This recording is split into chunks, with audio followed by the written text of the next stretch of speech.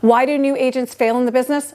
Really very simple. The first reason is they don't show up. They get their license, they're super excited, they get their business cards, they get their open house signs, but they don't show up for training, whether it is at the brokerage or other mastermind sessions or at the board. They just don't show up. They think having their license and going through the educational courses is enough. False. It is not true.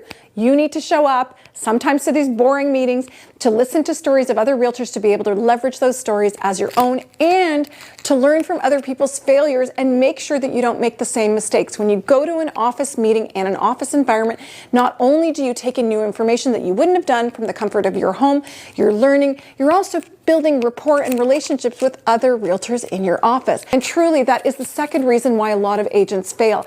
They don't get their name out there within their brokerage. There are a lot of seasoned agents in almost every single brokerage in Toronto, and sometimes they're just too busy. They've got buyer leads that come in, or they've got seller leads that come in, and they can't handle all of them.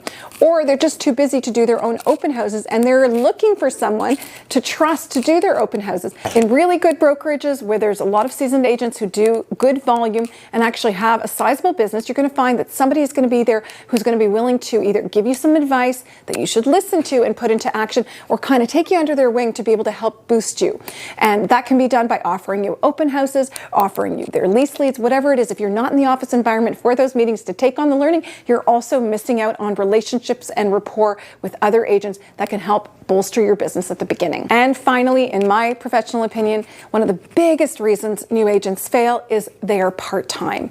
So if you're not willing to commit fully to the business, then I would say to you, you shouldn't have really grand expectations of what your year should be like, right? Like if I'm a shopkeeper and I'm only open part-time, I'm going to have low sales, right? But if I'm a coffee shop or a store of some sort and I'm there every day hustling, working, drumming up business, putting out signs to get noticed, talking to community, making referrals, making connections, getting onto community pages, I'm going to get noticed. But if you are part-time, then I got to ask you, part-time effort, part-time reward.